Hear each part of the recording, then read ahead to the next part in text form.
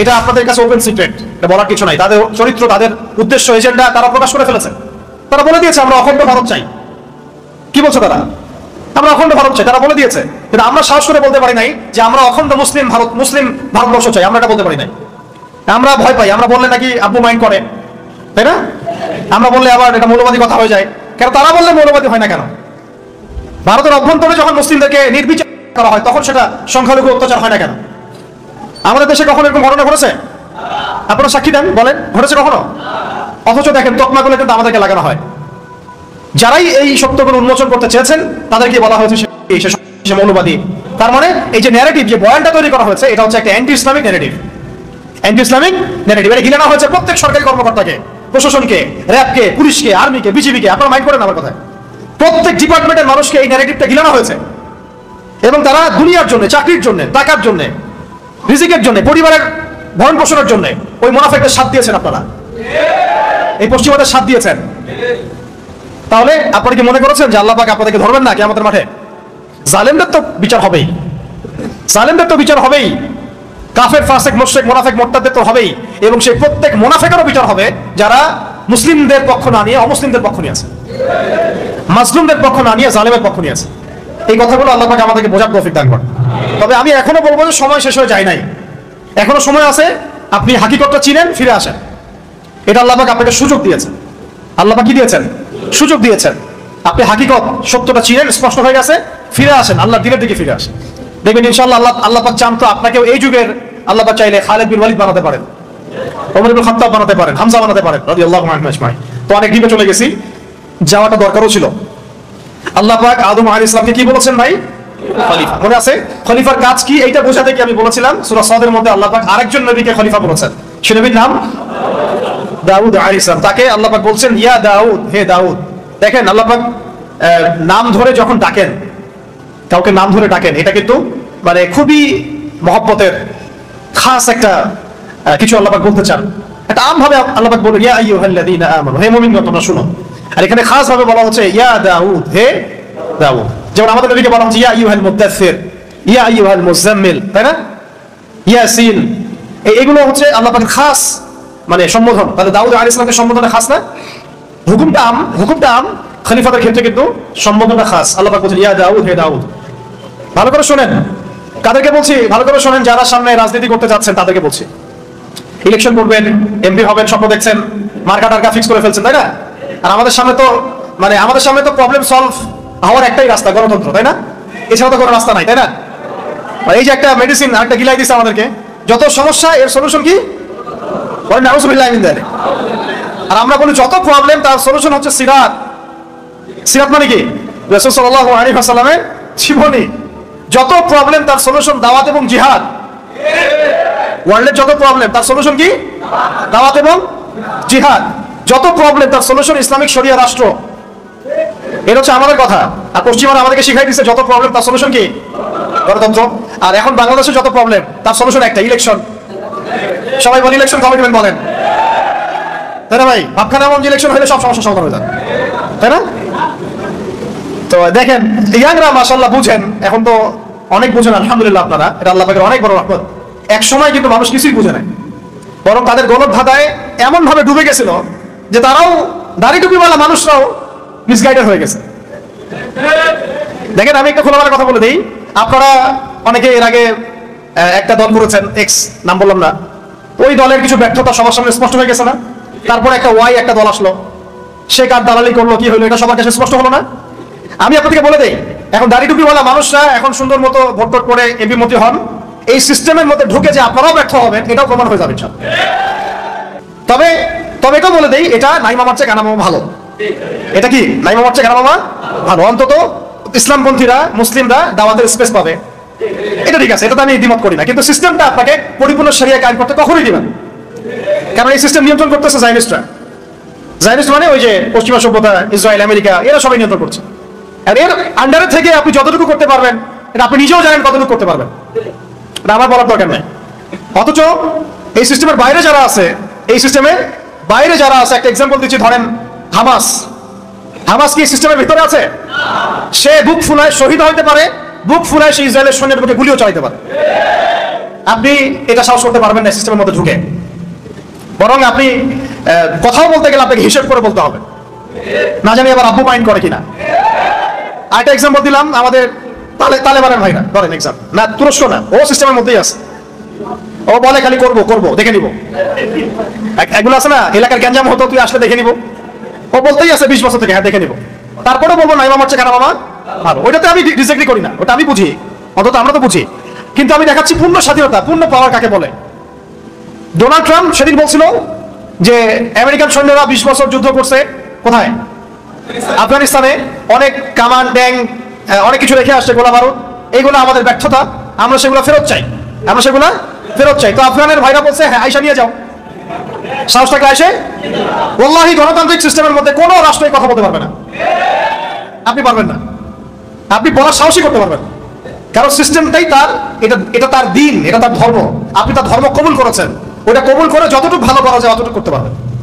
তাই তারপরেও বলছি নাই বাবার চেয়ে কেন বাবা ভালো, আমাদের ভাইরা যদি 20-30টা 40-50টা আসন পান খাও কিছু না, কিন্তু শরিয়া কায়েম করতে পারবেন না। পরে এবার শরিয়া কায়েম করতে পারবেন একমাত্র বিপ্লবের মধ্য দিয়ে, গণ অভ্যুত্থানের মধ্য দিয়ে, বিপ্লবের মধ্য দিয়ে, এবং একটা ঐক্যবদ্ধ জনমতের মধ্য দিয়ে। এবং সেই জনমত তৈরি করতে হলে সবার কাছে দাওয়াত দিতে হবে যে শরিয়াটাই সমাধান, ইসলামী সমাধান, শরিয়াই সমাধান, কোরআনী সমাধান, হাদিসি সমাধান, সিরাতি সমাধান। এবং এটা কায়েম করতে হলে প্রয়োজনীয় জিহাদও করতে হবে, এটা স্পষ্ট করতে হবে। তার আগে আপনি এইভাবে এই সিস্টেমের মধ্যে ঢুকে শরিয়া কায়েম করতে পারবেন না। তাও যতটুকু পড়েন আলহামদুলিল্লাহ করেন, সমস্যা নাই, অন্তত আমরা একটু ভালো থাকলে হলে, আমাদেরকে ধরেন না তখন, আপনারাও আবার আমাদেরকে ধরে যদি আয়না করে ঢুকাই দেন তাহলে তো হইলো না, তখন আপনাদের সাথে তো তাগুতের কোনো পার্থক্য থাকলো না, তাই না ভাই? আবার এমনও যেন না হয় যে আপনারা আবার বেশি এগ্রেসিভ হয়ে গেলেন আমাদের ব্যাপারে, তাগুত যা করে না সেটা আপনারা করে দেখালেন, এমন যেন আবার না হয়, তাহলে জনগণ কিন্তু আপনাকে ছাড়বে না তখন। আবার এই প্রজন্ম কিন্তু শরিয়া বুঝে, এই প্রজন্ম দাওয়াত বুঝে, সিরাত বুঝে, জিহাদ বুঝে, এই প্রজন্ম দেখে নিয়েছে যে কোন পথে হাঁটলে পশ্চিমারা নাকানি চুমানি খায়, এটা এই প্রজন্ম দেখে নিয়েছে। তো এখন যদি সব তাওহীদপন্থীকে মিটায় ফেলেন তবুও জেনারেশন দাঁড়াবে ইনশাআল্লাহ। তো ভাই বেশি কথা বলে ফেলতেছি মনে হয়, এখন আসেন আগে কাদের কথা বলছিলাম, যারা রাষ্ট্র ক্ষমতায় যেতে চান, আল্লাহর খলিফা হতে চান, তাদের জন্য আল্লাহ পাক বলেছেন হে দাউদ, আয়াতটা মুখস্থ করে নেবেন এবং এটা আপনারা তাবলীগ করবেন, ইন্না জাআলনাকা খলিফাতান ফিল আরদ। কে বলছেন? কাকে বলছেন? হে দাউদ, তোমাকে আমি জমিনের খলিফা বানিয়েছি। সুবহানাল্লাহ, চিন্তা করছেন কথাটা? হে দাউদ, আমি আল্লাহ তোমাকে জমিনের, সুবহানাল্লাহ, এই জমিন বলতে কিন্তু ওই যে করলেন কে বানাইছেন? আল্লাহ। তোমার কাজ ফাহকুম বাইনান নাস বিল হক, একজন খলিফার কাজ। এখানে দাউদ আলাইহিস সালামকে বলা হচ্ছে, কিন্তু কাজটা কার? তার মানে আল্লাহ পাক যাকে জমিনে ক্ষমতা দিবেন তার কাজ মানুষের মাঝে আল্লাহর বিধান দ্বারা বিচার ফয়সালা করা। এখন আপনি আপনার এই সেকুলারিজম দিয়ে, জাতীয়তাবাদ দিয়ে, কমিউনিজম দিয়ে এবং ডেমোক্রেসি দিয়ে এটা করে দেখান। Can you do that? Honestly speaking আপনি কি পারবেন? ফাহকুম বাইনান নাস বিল হক, এখানে হক মানে কি? আল্লাহর ওহী, কোরআন এবং সুন্নাহ। আমাদের শরিয়া অনুযায়ী কোরআন সুন্নাহ, তখন ছিল জাবুর, এখন কি কোরআন সুন্নাহ। এখন কোরআন সুন্নাহর মানদণ্ডে আপনি এই আয়াতের উপর আমল করতে পারবেন কিনা এই সিস্টেমের মধ্যে থেকে? আজ পর্যন্ত কেউ পেরেছে কিনা? এই সিস্টেমগুলো চলতেছে ধরেন 100 বছর হয়ে গেল, যেই কান্ট্রিগুলোতে এই সিস্টেমগুলো চলছে, এই কান্ট্রিগুলোতে কি আপনি একটা শরিয়া আইন বাস্তবায়ন করতে পেরেছেন কিনা? আমাকে একটা মিসাল দেন, একটা এক্সাম্পল দেন, আমাকে আলোচনা শেষ করে দিন। একটা মিসাল দেন লাস্ট 100 বছরে এই সিস্টেমগুলো দাসত্ব করে কোন খলিফা মানে কোন রাষ্ট্রপ্রধান তার রাজ্যে বা তার অঞ্চলে আল্লাহর শরিয়াই বিধান বাস্তবায়ন করতে পারছে কিনা? তাহলে এটা যে এগুলো যে ফেইলার, এগুলো যে ফেল করেছে, এটা কি স্পষ্ট হওয়ার আরো বাকি আছে আপনাদের? আল্লাহ পাক আমাদেরকে সহিহ বুঝদান করেন। এই সিস্টেমগুলো সরাতে হবে, নতুন সিস্টেম নিয়ে আসতে হবে। সেই নতুন সিস্টেমটাই হচ্ছে শরিয়া, ইমারা এবং খিলাফা। শরিয়া, ইমারা এবং খিলাফা আমরা না নিয়ে আসলেও ইমাম মাহদী নিয়ে আসবেন ইনশাআল্লাহ। আমরা যদি কিছু নাও করি, এইভাবেই মুনাফিকের হালতে মরে যাই, নাউজুবিল্লাহ, ঈসা আলাইহিস সালাম নিয়ে আসবেন ইনশাআল্লাহ। কথা বুঝতে পারছেন? আল্লাহ পাক আমাদেরকে বোঝার তৌফিক দান করেন। এখন আরো কথা আছে, শুধু এটাই দায়িত্ব না। ফাহকুম বাইনান নাস বিল হক বলার পরে আল্লাহ পাক আরো বলেছেন ওয়ালা তাত্তাবিউল হাওয়া, ওয়ালা তাত্তাবিউল হাওয়া, নিজের প্রবৃত্তির অনুসরণ করো না। রাষ্ট্র চালাতে গিয়ে প্রবৃত্তির অনুসরণ মানে কি? আল্লাহর বিধান, ইনসাফ, আদালতের বাইরে নিজের প্রবৃত্তির দাসত্ব করো না, মানবরচিত বিধানের দাসত্ব করো না। সোজা কথা, মানবরচিত বিধানের দাসত্ব করো না, আল্লাহর বিধানের দাসত্ব করো। এই সিস্টেমগুলোকে আপনাকে এই আয়াতের উপর আমল করতে দিবে? ওয়ালা তাত্তাবিল হাওয়া। তাহলে কি হবে? আল্লাহ বলেছেন ইউদিল্লাকা আন সাবিলিল্লাহ, যদি তুমি প্রবৃত্তির অনুসরণ করো, মানব রচিত আইনের অনুসরণ করো, আল্লাহর বিধান অনুসরণ না করো, তাহলে আল্লাহর পথ থেকে এটা তোমাকে সরাই দিবে। দেয় নাই? দিছে কি দেয় নাই? দেখছেন কত মনে হচ্ছে আয়াত এখন নাজিল হলো, মনে হচ্ছে আয়াতটা এখন নাজিল হলো। ইউদিল্লাকা আন সাবিলিল্লাহ, আল্লাহর রাস্তা থেকে সরাই দিবে তোমাকে এগুলা, তোমাকে এগুলো আল্লাহর রাস্তা থেকে সরাই দিয়ে কাফেরদের দাসত্ব করাবে, কাফেরদের দাসত্ব করাবে।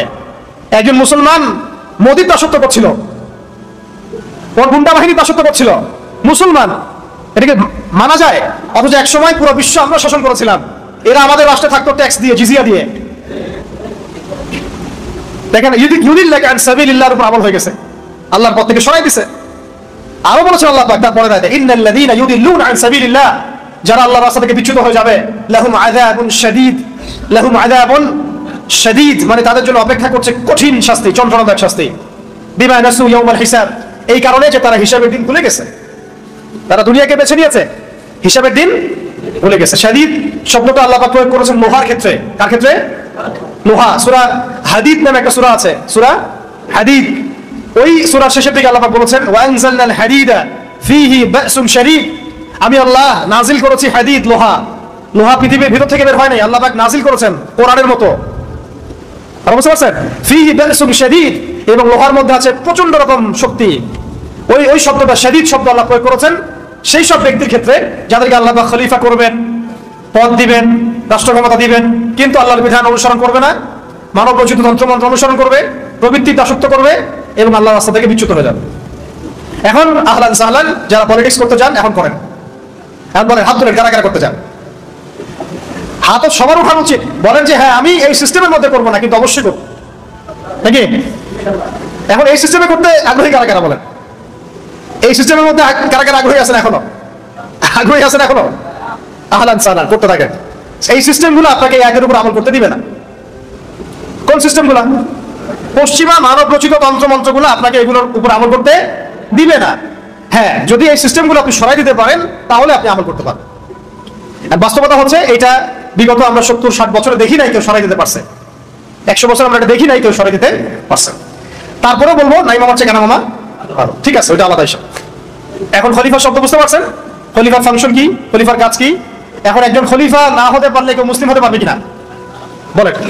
ওই প্রথম শব্দে আসেন, মুসলিম এবং খলিফা দুইটা কি মানে আলাদা, নাকি খলিফা হতে হলে মুসলিম হতে হবে, মুসলিম হতে হলেও খলিফা হতে হবে? কোনটা? আপনি যদি মুসলিম হন তাহলে আপনি যদি খিলাফা পান তাহলে তো আপনি খলিফা হবেন, যদি আপনি খলিফা হন অবশ্যই মুসলিম হতে হবে। তাহলে এক কথায় আমরা এখন আদম আলাইহিস সালামের কথা বললাম, সেই কথা থেকে এতগুলো কথা চলে আসছে, কিন্তু আল্লাহ পাক আরো একজন নবীকে স্পেসিফিকলি মুসলিম শব্দ দিয়ে সম্বোধন করেছেন।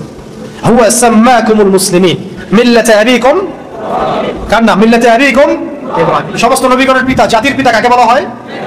ইব্রাহিম আলাইহিস সালামকে। ইব্রাহিম আলাইহিস সালামকে আল্লাহ পাক খাস করে বলেছেন যে তিনি তোমাদের নামকরণ করেছেন, তোমরা হচ্ছে মুসলিম জাতি। কেন কেন মুসলিম শব্দটা চুজ করা হলো? আল্লাহ পাক সূরা বাকারায় বলেছেন ইয ক্বালা লাহু রাব্বুহু আসলিম। আল্লাহ পাক যখনই তাকে বলতেন, কাকে? ইব্রাহিম আলাইহিস সালামকে, যখনই আল্লাহ পাক তাকে বলতেন যে আসলিম, আত্মসমর্পণ করো, আত্মসমর্পণ করো, আত্মসমর্পণ করো, ক্বালা, তিনি বলতেন আসলামতু লিরাব্বিল আলামিন, আমি কোনো বাক্য ব্যয় ছাড়াই, কোনো যুক্তি তর্ক বিজ্ঞান দর্শন এগুলোর পরোয়া না করেই আল্লাহর সামনে আত্মসমর্পণ করলাম। আমরা তো এখন আত্মসমর্পণ করতে গেলেও আগে যুক্তি খুঁজি, বিজ্ঞান খুঁজি, দর্শন খুঁজি, তাই না ভাই? আচ্ছা, আমি দুইটা মাসালা বলি তাহলে লম্বা হয়ে যাবে না হলে। আসলে ইসলাম শব্দ কি, মুসলিম কাকে বলে, আপনি এই দুইটা থেকে ইনশাল্লাহ বুঝে যাবেন ইনশাল্লাহ। আমরা কয়েকদিন আগে ঈদ উল আজহা উদযাপন করেছি। আচ্ছা, আপনারা তো সবাই জানেন ঈদ উল আজহা কোন ঘটনাকে কেন্দ্র করে? ইসমাঈল আলাইহিস সালামকে জবাহের ঘটনা, ঠিক আছে? ফালাম্মা বালাগা মাইয়া সাইয়া ক্বালা ইয়া বুনাই ইন্নী আরা ফিল মানামি আন্নী আযবাহুক ফানজুর মাযা তারা। ইসমাঈল আলাইহিস সালাম যখন একটু বড় হলেন এবং বাবার সাথে দৌড়াদৌড়ি করতে শিখলেন, আল্লাহ পাক তাকে বললেন সন্তানকে কি করো? সন্তানকে। আচ্ছা, আমি আপনাকে বলি যে আপনাকে যদি আমি এই কথাটা বলি বা কোনো বুজুর্গের দিন বলে বা আপনি স্বপ্নে কোনো তথ্য পান, আপনি কি আপনার সন্তানকে জবাহ করবেন? এই সন্তান নিষ্পাপ, এর অপরাধ, কোনো অপরাধ করে নাই, আপনি কি তাকে জবাহ করবেন? এখন আপনি আমাকে বলেন তো, ইব্রাহিম আলাইহিস সালাম কি এই আদেশ আসার পরে একটা প্রশ্ন করেছিলেন যে আল্লাহ আমি কেন করব? বাচ্চাটা নিষ্পাপ, আমার একমাত্র সন্তান, 80 বছর বয়সের পরে আমি তাকে পেয়েছি, আল্লাহ আমি কেন তাকে জবাহ করব? আল্লাহ পাকের কাছে কি তিনি একবারও জিজ্ঞাসা করেছেন? এর নাম ইসলাম। এর নাম কি? এই ব্যক্তিকে বলা হয় মুসলিম। আমি বুঝতে পারছি ভাই? এর নাম ইসলাম, এই ব্যক্তিকে বলা হয় মুসলিম। আর আমাদের সমাজে এই আদর্শটাকে বলা হয় মৌলবাদী। মৌলবাদী দর্শন, মৌলবাদী দর্শন। কারা এটা চালু করছে? ওই শাহবাগীরা, রামবাম, প্রগতিশীল, সুশীল, তারা এগুলা চালু করছে। তাহলে আপনি কি মৌলবাদী না হয় মুসলিম হতে পারবেন? বলেন, এই মূলনীতি না মানলে আপনি মুসলিম হতে পারবেন? তো দেখেন তিনি বলছেন, ইয়া আবাতি, হে আমার বাবা, ইফআল মা তুমার, আল্লাহ পাক আপনাকে যা আদেশ করেছেন আপনি করেন। সাতাজিদুনি ইনশাআল্লাহু মিনাস সাবিরিন, ইনশাআল্লাহ আপনি আমাকে সবরকারী পাবেন। ইসমাঈল আলাইহিস সালামকে বলেছেন, বাবা আমি তো কোনো অপরাধ করি নাই, আমাকে কেন জবাহ করবেন? আমার তো বয়স মাত্র 15, আমাকে কেন জবাহ করবেন? এর পিছনে কারণ কি, যুক্তি কি, বিজ্ঞান কি, দর্শন কি জিজ্ঞাসা করেছেন? বয়স কত? আমাদের সমাজের ছেলেপেলে বুঝই হয় না এই বয়সে, বুঝ হয়? এই আদর্শের নাম ইসলাম, এই ব্যক্তিকে বলা হয় মুসলিম। আমি বুঝতে পারছি। আরেকটা বলি, সন্তান হয়েছে কেবল, ছোট্ট সন্তান, মা হাজরা আলাইহিস সালাম, সন্তানের নাম ইসমাঈল আলাইহিস সালাম। আল্লাহ পাক বলছেন যে তুমি তোমার স্ত্রী সন্তানকে রেখে আসো এমন একটা জমিনে যেখানে আমি আমার ঘর নির্মাণ করব, বাইতুল্লাহ নির্মাণ হবে। তখন সেখানে কোনো মানুষ ছিল? ছিল? কোনো খাবার, কোনো পানি, কোনো জনপদ? আপনাকে যদি বলি, আমাকে যদি বলা হয় আমার স্ত্রী সন্তানকে রেখে আসতে, আপনি কি যাবেন? এখন ইসমাঈল আলাইহিস সালাম এর পিতা ইব্রাহিম আলাইহিস সালাম আর হাজরা আলাইহিস সালাম তারা কোনো প্রশ্ন করেছেন? কেন, কোন যুক্তিতে, কোন দর্শনে প্রশ্ন করেছেন? বিজ্ঞান, যুক্তি, দর্শন এগুলো বুঝেছেন? এই আদর্শের নাম ইসলাম, এই ব্যক্তিদেরকে বলা হয় মুসলিম।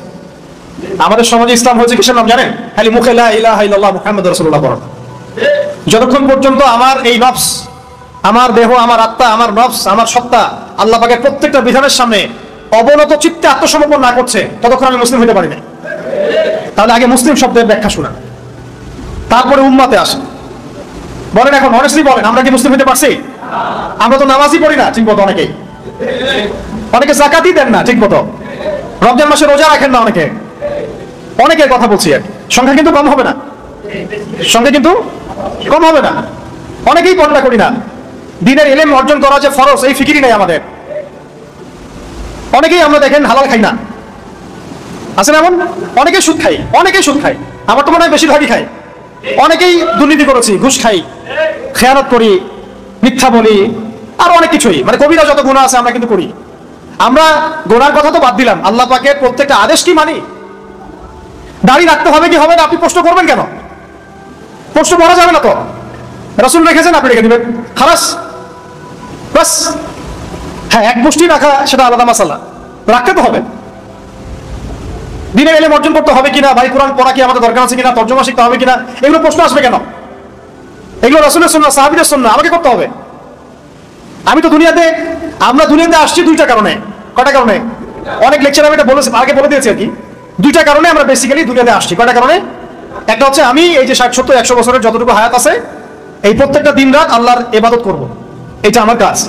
এবং ইবাদত বলতে শুধুমাত্র নামাজ, রোজা, হজ, যাকাতই না, বরং জীবনের প্রত্যেকটা ডিপার্টমেন্টই ইবাদত। আমার ইকোনমি, আমার রাজনীতি, আমার অর্থনীতি, আমার সমাজনীতি, আমার পরিবার, আমার ব্যবসা বাণিজ্য, সবই এটা একটা কাজ। আরেকটা হচ্ছে আমি দুনিয়াতে আসছি আল্লাহর দিনকে দুনিয়াতে কায়েম করতে, আল্লাহর জমিনে আল্লাহর দিন কায়েমের চেষ্টা করতে, ওই মুজাহাদার জন্য, ওই নাওয়াতের জিহাদের জন্য আমি দুনিয়াতে আসছি। এছাড়া কি আমাদের আসার কোনো কারণ আছে দুনিয়াতে? মনে করেন আমরা এখানে কতজন হবেন, 200, 300, 500 মানুষ আছেন, ধরেন আমরা এখন কেউ দুনিয়াতে নাই, মনে করে সে ধরেন 100 বছর পর তো থাকবেন না কেউ। এতে কি দুনিয়ার ঘূর্ণন থেমে যাবে নাকি? কারো কিছু যায় আসবে নাকি? আল্লাহ পাকের কি আমাদেরকে নিয়ে খুব বড় মানে হয়ে গেছে যে আমাদেরকে দিয়ে আল্লাহ পাক দিন কায়েম করাতে হবে? কার ঠেকা বলেন তো? ঠেকাটা কার? রংপুরের ভাষায় আমরা কি বলি? কার ঠেকা? ঠেকা কার? ঠেকাটা কার? আমার না আল্লাহ। তাহলে আমাদের যদি ঠেকা হয়, আমরা যদি আল্লাহর ইবাদতের জন্য দুনিয়াতে এসে থাকি, জান্নাত আমার, জাহান্নামও আমার, জান্নাত জাহান্নামের ফয়সালা আমার। আল্লাহ পাকের কি কোনো মানে এগুলোর পরোয়া আছে? সারা দুনিয়ার মানুষ যদি আল্লাহ পাকের ইবাদত করে, আল্লাহ পাকের শক্তি বেড়ে যাবে? শক্তি আগেও যা ছিল তাই থাকবে, সম্মান আগেও যা ছিল তাই থাকবে, বাড়বে কমবে? বরং বাড়বে, কমে যাবে কি কখনো? তারপরে আমরা যদি আল্লাহ পাকের ইবাদত সবাই নাও করি, আল্লাহ পাকের কিছু যায় আসে? বলেন, তাহলে ঠেকা কার? দুনিয়াতে আসছি আমরা আল্লাহর ইবাদত করার জন্য, তার দিনকে কায়েম করার জন্য। তাহলে আমরা এসব প্রশ্নে যাবো কেন? আমাকে দিন শিখতে হবে কিনা, গাড়ি রাখতে হবে কিনা, আমি মানে এই সুদী ব্যাংকে চাকরি করবো কিনা, হ্যাঁ আমি হারাম খাবো কিনা, এখানে তাগুতি সিস্টেম আছে, আমার নামাজের সুযোগ দেয় না তারা, কত মাসালা আমাদেরকে জিজ্ঞাসা করেন। এগুলো অ্যান্সার তো আপনিই বের করতে পারেন। মুসলিম হয়ে যান, অ্যান্সার পেয়ে যাবেন। মন থেকে মুসলিম হয়ে যান, অ্যান্সার আপনি ভিতর থেকে পেয়ে যাবেন যে কি করতে হবে আপনাকে। আমরা কি মুসলিম শব্দ বুঝতে পারছি ভাই? এখন আসলে উম্মাহ, মুসলিম উম্মাহ কাকে বলে? উম্মাহ মানে হচ্ছে একটা জামা, একটা জামা। এই উম্মাহ শব্দটা অনেক ব্যাপক, অনেক বড়, অনেক গভীর। একদিন আলোচনা করে আমি এটা বোঝাতে পারবো। এতটুকু বলছি, উম্মাহ একটা হাদিস, উম্মাহ একটা দেহের মতো, একটা দেহের মতো। এই হাদিসটা ভালো করে মাথায় রাখেন। উম্মাহ একটা দেহের মতো, একটা অংশ যদি আঘাতপ্রাপ্ত হয় অন্য অংশ ব্যথা অনুভব করে। যদি বিশ্বের বিভিন্ন জায়গায় মুসলিমদের নির্যাতন, নিপীড়ন, রক্তক্ষরণ আমাদেরকে কষ্ট দেয়, তাহলে বুঝতে হবে যে হ্যাঁ আমরা এখনো এক উম্মাহ আছি। উম্মাহ বলতে অনেক বড় কিছু বোঝায়। এখন আমরা মনে হয় না আসলে ওই উম্মার মধ্যে খুব বেশি সংখ্যক মানুষ থাকবে, আমার এটা মনে হয় না। এই উম্মার ছাকরির মধ্যে বহুত মানুষ পড়ে যাবে, অল্প কিছু মানুষ থাকতে পারে যাদের পুরা মুসলিম বিশ্ব নিয়ে ফিকির আছে। এখন তো ব্যক্তিগতভাবেই ফিকির নাই আমার দিন নিয়ে, উম্মাহ নিয়ে আমি কথা বলতে যাব, এটা তো আপনি ভাবতেই পারেন। আপনি লম্বা হয়ে যাচ্ছে নাকি? আচ্ছা, আমি একটু শর্ট করে দিব, একটু সময় নিচ্ছি। মানে আমরা খুব আফসোসের সাথে লক্ষ্য করি আর কি, যে সামান্য দুনিয়াবি স্বার্থে, দুনিয়াকে একটু পদের জন্য, একটু ভোগবিলাসের জন্য আমরা উম্মাহ কেন্দ্রিক কথাবার্তা বলা বন্ধ করে দিয়েছি। আমরা আমাদেরকে নিয়ে ব্যস্ত হয়ে গেছি। আমি একটা মসজিদ করতে পারলে খুশি, একটা মাদ্রাসা করতে পারলে খুশি, আমি একটু রাহবার হয়ে গেছি, আমি একটা দল করেছি, আমার দলের আমি আমির হয়ে গেছি, বাস আমার কাজ হয়ে গেছে। আসলে ব্যাপারটা এমন না ভাই। উম্মাহ নিয়ে ফিকির করতে হলে আমাদেরকে অনেক বড় মন আগে লালন করতে হবে, সবাইকে আগে নিজের ভাই মনে করতে হবে, সমস্ত জাতীয়তাবাদের বর্ডারকে ক্রস করে উম্মাহ নিয়ে চিন্তা করতে হবে। ভালো করে বুঝেন কথাগুলো। খিলাফা ধ্বংস করে তারা আগে আমাদেরকে জাতীয়তাবাদ গিলিয়েছে, বিভিন্ন রাষ্ট্রে ভাগ করেছে, পতাকা দিয়ে দিয়েছে, আলাদা আলাদা পতাকা, আলাদা আলাদা সঙ্গীত, আলাদা আলাদা স্বাধীনতা দিবস, আর আমরা মনে করছি আমরা স্বাধীন। আমরা মনে করছি কি আমরা স্বাধীন। আপনি ছোট পরিসরে হয়তো স্বাধীন হতে পারেন, কিন্তু বৈশ্বিক প্রেক্ষাপটে আপনি স্বাধীন নন, মোটেই না। বৈশ্বিক প্রেক্ষাপটে মুসলিমরা স্বাধীন হবে তখনই যখন ইসলাম ইনশাআল্লাহ তাআলা অচিরেই ইসলামিক গ্লোবাল খিলাফা আসবে ইনশাআল্লাহ, তখন স্বাধীন হবে না। তখন খিলাফা কনসেপ্ট ছিল যে আমার বোনের গায়ে তুই হাত দিলি কেন রাজা তাহির, আমার বোনের গায়ে তুই হাত দিলি কেন, ওইখান থেকে ফোর্স আসছে এসে আপনার সিন্ধু জয় করছে। এখন কিনা হবে? উম্মাহ অনেক বড় বিষয়। সবার আগে আপনাকে জাতীয়তাবাদের ঊর্ধ্বে চিন্তা করতে হবে যে আমরা একটা দেহ, আমরা মুহাম্মদ সাল্লাল্লাহু আলাইহি ওয়াসাল্লামের উম্মাহ, আমরা আল্লাহর বান্দা। আমাদের মধ্যে ভাষাগত পার্থক্য থাকতে পারে, তবু আমরা এক। রঙের পার্থক্য থাকতে পারে, তবু আমরা এক। আমাদের জাতীয়তাবাদের মানে দেশের পার্থক্য থাকতে পারে, বাট আমরা এক। আমাদের বর্ণের পার্থক্য আছে, কিন্তু আমরা এক। সংস্কৃতির মধ্যে পার্থক্য আছে, কিন্তু আমরা এক। আপনাকে উম্মাহ কনসেপ্ট চিনাবে কে জানেন? উম্মাহ কনসেপ্ট কে চিনাবে? আমাদের সামনে কয়েকদিন আগে হজ হয়ে গেছে। কি হচ্ছে? এই মিসালটা দিয়ে আমি অন্য পয়েন্টে যাচ্ছি। লাস্ট মিসাল, অনেক লম্বা করবো না, আপনাদের বিরক্তি ধরবো না। হজ আপনারা দেখেছেন তো না? যারা করার তৌফিক পেয়েছেন তো মাশাআল্লাহ, আর আমরা যারা যেতে পারিনি আল্লাহ পাক যেন বারবার যাওয়ার তৌফিক দেন। এখন আপনারা দেখেন, হজ হচ্ছে সবার গায়ে একরকম কাপড় না, সেম কাপড় না। কে পাশে ধনী গরিব বোঝার বুদ্ধি আছে? কে কোন দেশ থেকে আসছে বোঝার বুদ্ধি আছে? এখানে বিভিন্ন ভাষার মানুষ আছে না, বিভিন্ন দেশের, বিভিন্ন বর্ণের, বিভিন্ন কালচারের, আছে কিনা? কিন্তু যখন তারা নামাজে দাঁড়াচ্ছে, আরাফার মাঠে যখন তারা গেলেন, হাত তুলে আল্লাহ পাকের কাছে দোয়া করতে শুরু করলেন, এখানে কি কোনো জাতীয়তাবাদ, বর্ণ, ভাষা, গোত্রের পার্থক্য আছে? এইটা হচ্ছে উম্মাহ। এইটা হচ্ছে কি? ওই শিক্ষাটা হজ থেকে দিয়ে এসে আমরা ধরে রাখতে পারি না। এমনকি হজের খুতবাতে পর্যন্ত পুরো উম্মাহকে ঐক্যবদ্ধ করে এই জালেমদের এগেইনস্টে জিহাদের ঘোষণা দেওয়ার সুযোগ হয় না। আফসোস, এর চেয়ে বড় কি আফসোস হতে পারে? এমনকি হজের খুতবাতে পর্যন্ত পুরো মুসলিম উম্মাহকে ঐক্যবদ্ধ করে একটা জিহাদের ডাক দেওয়ার সাহস হয় না। উম্মাহ কি হওয়া উচিত ছিল? এখন বলেন তো আসলে কি উম্মাহ এই জায়গায় আছে কি নাই? নাই। কেন নাই? জাতীয়তাবাদের কারণে নাই, এই ক্ষমতার দ্বন্দ্বের কারণে নাই, পশ্চিমা তন্ত্রমন্ত্রের কারণে নাই, সেই ইমান নাই, সেই আকীদা নাই, সেই মানহাজ নাই। তার ইয়াংদেরকে আমি আমার ভিতর থেকে আহ্বান জানাচ্ছি যে এই ধোঁকাবাজিগুলোর মধ্যে না পড়ে একেবারে রিয়েল ইসলামটা শিখেন ইনশাআল্লাহ। এটা আপনাকে স্বাধীন করবে ভিতর থেকে, এটা আপনাকে স্বাধীন করে দিবে। আপনি আল্লাহ ছাড়া কাউকে ভয় করবেন না। আমি এটা ফখর করে বলছি না। এখন এতক্ষণ ধরে যে আলোচনাগুলো হয়েছে, আপনি আলোচনাগুলো জাতিসংঘ থেকে করতে পারবেন না, কারণ ওটা পরাধীন। আমি এখানে স্বাধীন, আপনি এখানে স্বাধীন। আপনি আল্লাহটা অসত্য করছেন, তারা জাতিসংঘের অসত্য করছে। স্বাধীনতার অন্য সুখ আছে, এটা বুঝবে না। এই স্বাধীনতা নিয়ে যদি আমি কারাগারেও যাই, আমি স্বাধীন। এটা নিয়ে যদি আমরা জিহাদের মাঠে যাই, আমরা শহীদ, আমরা খাসি। এটা নিয়ে যদি আমরা ওখানে শহীদ হয়ে যাই, ইনশাআল্লাহ আমরা জান্নাতে চলে যাব, বিকজ আমরা কোনো আল্লাহ বিরোধী কোনো শক্তির সামনে আত্মসমর্পণ করি নাই। এই জাজবাটা আমাদেরকে তৈরি করতে হবে। আল্লাহ পাক তৌফিক দান করেন। শেষের দুইটা পয়েন্ট, সংকট উত্তরণের পথ। তো সংকট তো আপনারা বুঝে ফেলছেন, আমি কয়েকটা পয়েন্ট বলি। সংকটগুলো কোথায় কোথায় জানেন? প্রথম সংকটটা হচ্ছে ভাই আমাদের ইমানের সংকট। কিসের সংকট? আমরা যে আসলে দুনিয়াতে আল্লাহর দিন পালন এবং প্রতিষ্ঠার জন্য আসছি, এটা ভুলে গেছি তো আমরা। আমাদের সামনে তো চাকরি, মেয়ে, টাকা পয়সা, বাড়ি গাড়ি, ব্যাংক ব্যালেন্স, এগুলো ঝুলতেছে। আমরা তো ভুলে গেছি আমরা মুহাম্মদ সাল্লাল্লাহু আলাইহি ওয়াসাল্লামের উম্মাহ। আমাদের একটা ভিশন আছে, একটা মিশন আছে। আমরা 8-10টা উম্মার মতো পৃথিবীতে আসে নাই। আমাদের একটা নির্দিষ্ট লক্ষ্য আছে, গন্তব্য আছে, আর কেউ থাকবো না চিরদিন।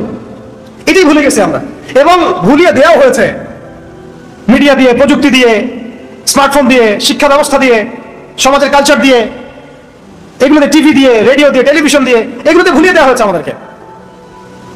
ভুলে গেছি না আমরা, বলেন? তো আগে আমাদের ইমানের ওই যে ক্রাইসিস, ওটা সলভ করতে হবে। ইমানের ক্রাইসিস সলভ করতে হলে কি লাগবে? দিনের জ্ঞান লাগবে। কি লাগবে? দিনের জ্ঞান লাগবে। একদিনের লেকচার কি আসলে সব জ্ঞান? তাহলে আপনাকে তো ভাই পড়াশোনা করতে হবে। পড়াশোনা করতে হবে। পড়াশোনা করতে গেলে কি ওস্তাদ লাগবে কি লাগবে না? আলেমদের সামনে যেতে হবে, আলেমদের সান্নিধ্যে যেতে হবে। আর কি লাগবে? আখলাক লাগবে, উত্তম চরিত্র, উত্তম আখলাক। আখলাক কি বই পড়ে পড়ে অর্জন হয়ে যায় না? আল্লাহওয়ালা মানুষদের সাথে চলতে হবে। আমি এক কথায় বলছি মোটা দাগে। আর কি লাগবে? বেশি বেশি আমল, বেশি বেশি। তো এত ডিভাইসে আসক্তি থাকলে আমল করবেন কখন? দুনিয়া নিয়ে এত ব্যস্ত হয়ে থাকলে আমল করবেন কখন? দুনিয়ার ব্যস্ততা কমাতে হবে, আখিরাতের ব্যস্ততা বাড়াতে হবে, দিনের কাজের ফিকির বাড়াতে হবে, ভালো কাজের সাথে থাকতে হবে, এবং নিজের জীবনের লক্ষ্য বানায় ফেলতে হবে যে আমার জীবনের লক্ষ্যই হচ্ছে আল্লাহর জমিনে দিন কায়েম করা। বাস হয়ে গেল। তাহলে আমার জীবনের প্রত্যেকটা কাজ রুটিন ওয়াইজ চলে আসবে ইনশাআল্লাহ। তখন আল্লাহ তৌফিক দিবেন ইনশাআল্লাহ। কে তৌফিক দিবেন? আমরা তো চাচ্ছি না। আল্লাহ তৌফিক দিবেন কেন? আমাকে উত্তর দেন। আপনি আমি তো চাচ্ছি না। আমি তো চাচ্ছি না যে আমি আল্লাহর জমিনে দিন কায়েম করে ছাড়বো। এই ডিটারমিনেশন তো আসতেছে না। তাহলে আল্লাহ পাক আপনাকে তৌফিক দিবেন কেন? চাইতে হবে তো আল্লাহর কাছে। দোয়াই তো ইবাদত। আল্লাহ পাকের কাছে চাইলে আল্লাহ খুশি হন, না চাইলে আল্লাহ নারাজ হন। উদউনি আস্তাজিব লাকুম, আল্লাহ বলেছেন না? উদউনি আস্তাজিব লাকুম, আমাকে ডাকো আমি তোমাদের ডাকে সাড়া দিব। সুবহানাল্লাহ। বাস, তাহলে এগুলো ক্রাইসিস না? ঈমান ঠিক করতে হবে, আমল, আখলাক এবং আকীদা। এটা কি আকীদা? আকীদা এবং মানহাজ, আকীদা এবং মানহাজ ঠিক করতে হবে। এমন কোন আকীদা লালন করা যাবে না যে আকীদা আমাকে মুনাফিক বানায় দেয়। কথা ঠিক আছে ভাই? এমন কোন আকীদা লালন করা যাবে না যেটা আমাকে মুনাফিক বানায় দেয়। আমাকে একেবারে রাসূল সাল্লাল্লাহু আলাইহি ওয়াসাল্লামের আকীদা, তার যে আমল, তার যে সুন্নাহ, সাহাবীদের যে আকীদা, সাহাবীদের আমল, সাহাবীদের সুন্নাহ, তাবেঈন, তাবেঈন, আমাদের আসলাফগণ, আকাবিরগণ, তাদের সিলসিলা মেইনটেইন করে আমাকে চলতে হবে। এবং এটা কিন্তু একা একা শেখা যাবে না, আলেমদের সোহবতে যেতে হবে। আর আলেম আপনি চিনবেন কিভাবে? ফেসবুক থেকে, ইউটিউব থেকে। যার ভিউজ বেশি সে বড় আলেম নাকি? যাকে নিয়ে রিলস মানুষ বেশি বানায় সে বড় আলেম নাকি? যে একটু লিপস্টিক মারে সে আরো বড় আলেম। যে একদম মেয়েদের মতো সাজতেছে ওইটা রিল বানাই দিচ্ছে সে আরো বড় আলেম। আলেম কাকে বলে আসলে? যে নিজেকে জাহির করে সে বড় আলেম? আলেম কাকে বলে? মনে রাখবেন, আলেম সেই ব্যক্তিকে বলা হয় যে ব্যক্তি ইলম অনুযায়ী আমল করেন। এক নাম্বার, ইলম অনুযায়ী আমল করেন, সত্য মিথ্যা মিশ্রিত করেন না, সত্য মিথ্যা স্পষ্ট করে দেন। আলেম কাকে বলে? যিনি দুনিয়াবি স্বার্থে দিনকে বিক্রি করে দেন না। আলেম কাকে বলে? যিনি দিনের জন্য স্যাক্রিফাইস করতে পারেন, যিনি দুনিয়াবি উচ্চাভিলাষী হন না, যার মধ্যে উম্মাহ নিয়ে ফিকির আছে, যার মধ্যে কি উম্মাহ নিয়ে ফিকির আছে তার। এবং যে ব্যক্তির আখলাক, চরিত্র সবকিছু মিলিয়ে আপনি দেখবেন যে হ্যাঁ উনি অনেক বুজুর্গ মানুষ, সব দিক থেকে উনি জাতির রাহবার হওয়ার মতো যোগ্য। শুধুমাত্র সার্টিফিকেট দিয়ে আলেম যাচাই করা যাবে না, এটাও একটা বিষয়। সার্টিফিকেটধারী মানুষের অভাব নাই সমাজে। সার্টিফিকেটধারী এমন আমি আপনাকে হাজার হাজার মানুষ দেখাতে পারবো যাদের উম্মাহ নিয়ে কোনো ফিকিরই নাই, অ্যাবসলিউটলি নো ফিকির হোয়াটসোএভার। এমন মানুষ আছে, এমন মানুষ আছে। আবার এমনও মানুষ আছে যার এমন কোনো হয়তো এখন পর্যন্ত কোনো ডিগ্রি নাই, বাট তার উম্মাহ নিয়ে অনেক বেশি ফিকির আছে। অতএব আমরা আলেম জাজ করবো অনেক কিছু বিবেচনা করে, তবে আমরা একটা সিলসিলা মেইনটেইন করবো। সাহাবায়ে কেরাম, আসলাফগণ, আকাবিরগণ, তাবেঈন, তাবেঈন, তাদের সমস্ত যে সিলসিলা, এইটা মেইনটেইন করে আমরা আমাদের আকীদা, আমল, মানহাজ করে তুলবো ইনশাআল্লাহ। ঠিক আছে ভাই? এগুলো ক্রাইসিস, এগুলো ক্রাইসিস একই সাথে সমাধানও, মানে এগুলো নাই, এগুলোই ক্রাইসিস, আর এটা আসতে হবে, এটাই সমাধান। তাই দ্বীনি জ্ঞানের পাশাপাশি দুনিয়াবি জ্ঞানও অর্জন করতে হবে। এআই যে কি পরিমাণ ফিতনা নিয়ে আসতেছে সামনে, এটা আপনি দুনিয়াবি পড়াশোনা ছাড়া বুঝতে পারবেন না। ঠিক একইভাবে দুনিয়াবি পড়াশোনার ঘাটতির কারণে কাগজের টাকা আমাদের কি ক্ষতি করেছে এটা আমরা বুঝতেই পারি নাই। সামনে বিটকয়েন্স আমাদের কি ক্ষতি করতে পারে এটা আমাদের কল্পনাতেও নাই, যেহেতু আমরা এইগুলা পড়াশোনা করি না। এই পড়াশোনার এই মানে মেরুকরণটাও দূর করতে হবে, সবকিছু করতে হবে। এই জন্য আমি জেনারেল শিক্ষিত ভাইদেরকে নিয়ে বেশি আশাবাদী। আপনারা যদি দিনের পথে ফিরে আসেন এবং দিনের ভালো ইলম অর্জন করেন, বরেণ্য ওলামায়ে কেরামের সোহবতে থাকেন এবং দুনিয়াবি জ্ঞানও পাশাপাশি অর্জন করতে থাকেন, আপনাকে দিয়ে বড় খেদমত হওয়ার সুযোগ আছে ইনশাআল্লাহ। এমন হইতে পারে যে একজন দাওরা ফারেক মানুষ যা করতে পারে না, আপনি তার চেয়ে বহুত কিছু করছেন, এটা সম্ভাবনা আছে। বিকজ আপনি অনেক দিকে পড়াশোনা করেছেন, এক্সপার্ট আপনি। তা আমি এই জন্য প্রত্যেক মহলে দাওয়াতের কথা বলি। আমাদের দাওয়াতগুলো পৌঁছাতে হবে এমপিদের মধ্যে, মন্ত্রীদের মধ্যে, পলিটিশিয়ানদের মধ্যে, প্রশাসনের মধ্যে, আর্মির মধ্যে, র্যাবের মধ্যে, বিজিবির মধ্যে, পুলিশের ভাইদের মধ্যে, সমস্ত মহলে। পারবেন না ইনশাল্লাহ? এটাই কাজ আমাদের বাংলাদেশে। আমাদের কাজ কি এখন? এইটাই, দাওয়াত দেওয়া, মানুষকে দাওয়াতের মাধ্যমে সঠিক পথে ফিরে আনার চেষ্টা করা।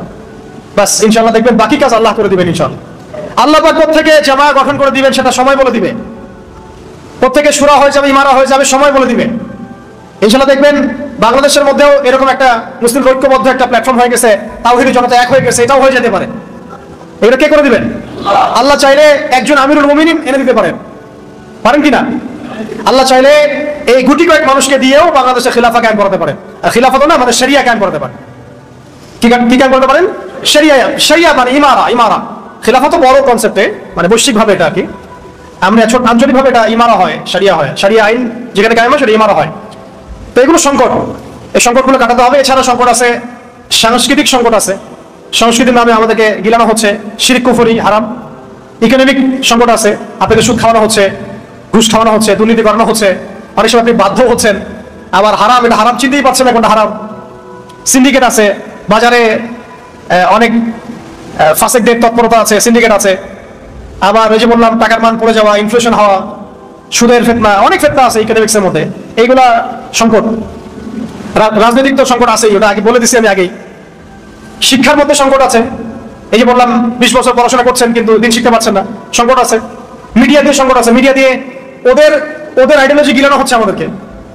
মিডিয়া যদি বলে যে অমুক দাড়িওয়ালা মানুষটা জঙ্গি, সারা দুনিয়া বলতে শুরু করে হ্যাঁ সে জঙ্গি, তাই না? তাই না? তাই কিনা?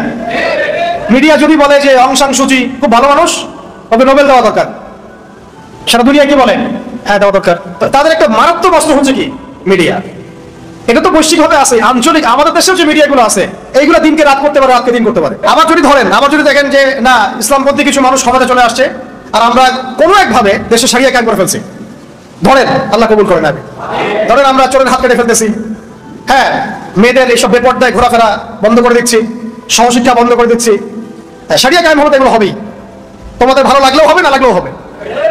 মানলে মানো, না মানলে এখান থেকে পালাও, কোনো সমস্যা নেই। সারিয়া কায়েম হলে এগুলো হবেই। জেনা করলে বেত্রাঘাত হবে, ব্যভিচার করলে রজম হবে, কেসাস হবে, হুদুদ হবে। তখন এই মিডিয়াগুলো কি করবে জানেন? তখন তারা আমাদের পক্ষ নেবে। হ্যাঁ, তখন তারা বলবে যে আদনান ভাইরা খুব ভালো মানুষ, তারা ইনসাফ কায়েম করছে সমাজের, সমাজে ন্যায় বিচার কায়েম করছে। ইসলাম হলো শান্তির ধর্ম, এই তো ইসলামের আসল রূপ। এগুলো শিরোনাম আসবে তখন, এই হচ্ছে চরিত্র এদের। তাই আমি বলছি যে এগুলো হচ্ছে সংকট। সংকট মানে সমাধান আপনাকে বের করতে হবে। আমাদের কি স্বতন্ত্র মিডিয়া আছে? কয়টা আছে? তাহলে মানুষকে যে আমরা এখন পর্যন্ত দিন বোঝাতে পারছি, এটাই তো আল্লাহ পাকের অনেক বড় রহমত। দেখেন এত মিডিয়ার আকর্ষণের পরেও, news paper, print media, electronic media, ইসলামকে থেমে আছে। আল্লাহ পাকের দরবারে শুকরিয়া যে আল্লাহ পাক আমাদেরকে মুসলিম পরিবারে জন্মগ্রহণ করার পাশাপাশি সর্বকালের সর্বশ্রেষ্ঠ মহামানব মুহাম্মদুর রাসূলুল্লাহ সাল্লাল্লাহু আলাইহি ওয়াসাল্লামের সৌভাগ্যবান উম্মত হওয়ার তৌফিক দিয়েছেন, আলহামদুলিল্লাহ। সবাই একবার দরুদ পড়বো আমরা, আল্লাহুম্মা সাল্লি আলা মুহাম্মদ ওয়া আলা আলি মুহাম্মদ কামা সাল্লাইতা আলা ইব্রাহিম ওয়া আলা আলি ইব্রাহিম ইন্নাকা হামিদুম মাজিদ। اللهم بارك على محمد وعلى آل محمد كما باركت على إبراهيم وعلى آل إبراهيم إنك حميد مجيد. আপনারা ভালো আছেন? আলহামদুলিল্লাহ। মুসলিম উম্মাহর সংকট এবং উত্তরণের পথ শীর্ষক এই সেমিনারে আসতে পেরে আমরা আল্লাহ পাকের দরবারে আবারও শুকরিয়া জ্ঞাপন করছি, আলহামদুলিল্লাহ। এবং এটাই বর্তমান বৈশ্বিক প্রেক্ষাপটে এবং আঞ্চলিক প্রেক্ষাপটে সবচেয়ে গুরুত্বপূর্ণ টপিক এবং সবচেয়ে কঠিন টপিকও বটে। এবং এই টপিক সবার মাথায় ঢুকবে না, এটাও বাস্তব। তো আমি চেষ্টা করছি সহজ করে বলার জন্য, তবে টপিকটাই কঠিন। তো আসলে আমরা শুরু করি। প্রথমে আমি শব্দ ধরে ধরে কথা বলতে চাচ্ছি। এখানে শব্দ আছে, দেখুন, মুসলিম, উম্মার, সংকট, উত্তরণের পথ। এই বাংলাটাও কি আমরা বুঝতে পারছি? আমি লেকচার দেওয়ার চাইতে আপনাদের সাথে একটা ক্লাসের মতোই কথা বলবো ইনশাআল্লাহ। মুসলিম, উম্মার, সংকট, উত্তরণের পথ। প্রথম শব্দটা হচ্ছে মুসলিম। কাকে বলে? একজন বলেন, মুসলিম কাকে বলে? মাশাআল্লাহ, এক ভাই বলেছেন যে ব্যক্তি আল্লাহর কাছে আত্মসমর্পণ করে তাকে মুসলিম বলে। মুসলিম শব্দটা সর্বপ্রথম আদম আলাইহিস সালামের ক্ষেত্রে প্রযোজ্য। বেশক তিনি আমাদের প্রথম নবী, প্রথম আদি পিতা, এবং তিনি আমাদের সমস্ত নবীগণেরও পিতা। ঠিক আছে? তবে আল কোরআনুল কারীমে আদম আলাইহিস সালামকে সর্বপ্রথম পরিচয় করানো হচ্ছে খলিফা শব্দ দিয়ে। কি শব্দ? আল্লাহ পাক সর্বপ্রথম আদম আলাইহিস সালামকে মুসলিম শব্দটা দিয়ে পরিচয় করেন নাই, পরিচয় করিয়েছেন এইভাবে। সূরা বাকারার মধ্যে আপনি পাবেন, প্রথম দিকে আছে, ওয়াইজ ক্বালা রাব্বুকা লিল মালাইকাতি ইন্নী জাইলুন ফিল আরদি খলিফা। আজকে থেকে লক্ষ লক্ষ বছর আগে, কোটি কোটি বছর আগে, আল্লাহ ভালো জানেন কত বছর আগে, আমরা তো জানি না। আল্লাহ পাক বলছেন যে আমি ফেরেশতাদেরকে ডেকেছিলাম। হে নবী, স্মরণ করো সেই সময় কথা যখন আমি আল্লাহ ফেরেশতা মণ্ডলীকে ডেকে বলেছিলাম যে আমি পৃথিবীতে আমার খলিফা পাঠাতে চাই। তো এই খলিফাকে হযরতে আদম আলাইহিস সালাম, তো আদম আলাইহিস সালামকে আল্লাহ পাক পরিচয় করাচ্ছেন এজ এ খলিফা। অবশ্যই তিনি তো মুসলিম, কিন্তু আল্লাহ পাক পরিচয় করাচ্ছেন কিভাবে? খলিফা। কারণ খলিফা শব্দটার মধ্যেও আত্মসমর্পণ এবং মুসলিম শব্দের একটা সার নির্যাস আছে। খলিফার কাজ কি? আল্লাহ পাকের জমিনে আল্লাহর বিধান বাস্তবায়ন করা। খলিফার কাজ আল্লাহর জমিনে আল্লাহর বিধান বাস্তবায়ন করা। যে ব্যক্তি আল্লাহর জমিনে আল্লাহর বিধান বাস্তবায়ন করবে আজও সে আল্লাহর খলিফা ইনশাআল্লাহ। কিন্তু যে ব্যক্তি আল্লাহর জমিনে আল্লাহর নিয়ামত ভোগ করে, আল্লাহর রিজিক ভোগ করে, শয়তানের বিধান বাস্তবায়ন করে, আল্লাহ বিরোধী বিধান বাস্তবায়ন করে, বা নিজের মন গড়া মানব রচিত বিধান বাস্তবায়ন করে, সে আল্লাহর খলিফা নয়, সে শয়তানের খলিফা। কিছু কথা আছে যেগুলো হজম করতে হবে, আর কিছু কথাকে ভুল হিসেবে শুধরে নেওয়ার পদ্ধতি হিসেবে নিতে হবে। আগে যা হয়ে গেছে হয়ে গেছে, আগে যা হয়ে গেছে হয়ে গেছে। এখন সত্য জানলে চিনলে ফিরে আসতে হবে। সবার জন্য একই কথা। মানে এই কথাগুলো শুধুমাত্র ইয়াংদের জন্য নয়, আমাদের যুবক যুবতী, তরুণ তরুণী, যে কোনো শ্রেণী পেশা, এবং আমাদের প্রশাসন, আমাদের সরকার, এমপি মন্ত্রী, এবং সামনে যারা ইলেকশন করতে চাচ্ছেন সবার জন্যই প্রযোজ্য আর কি। তাই তো? আপনারা তো মনে করেন যে, অনেকেই আর কি, অনেকে মনে করেন যে ধর্ম আর রাজনীতি আলাদা বিষয়, ধর্ম আর অর্থনীতি আলাদা বিষয়। অনেকে মনে করেন আর কি ধর্ম এবং কালচার আলাদা বিষয়, ধর্ম এডুকেশন আলাদা বিষয়, ধর্ম এবং কি পরিবারতন্ত্র, লস, বিচার বিভাগ, এগুলো আলাদা বিষয়। আল্লাহ পাক এখানে বলছেন যে আমি আদম আলাইহিস সালামকে সৃষ্টি করেছি as a Khalifa. Who is খলিফা? আল্লাহ রাব্বুল আলামিন সূরা সাদ এর মধ্যে এর অ্যানসার দিচ্ছেন। কোন সূরা? সূরা সাদ। একটা তো সফাত, একটা সাদ, একটা সফ আলাদা সূরা, সফ আলাদা সূরা, সাদ আলাদা সূরা, সফাত আলাদা। তো সূরা সাদ এর মধ্যে আল্লাহ পাক খলিফার কাজটা বলেছেন, এর সাথে মুসলিম শব্দের সাথে কানেক্টেড এই কাজটা। সেটা হলো খলিফার কাজ কি? আল্লাহ পাক আরেকজন নবীকে খলিফা সম্বোধন করে বলছেন ইয়া দাউদ, ইয়া দাউদ। দাউদ আলাইহিস সালাম কে? সুলাইমান আলাইহিস সালামের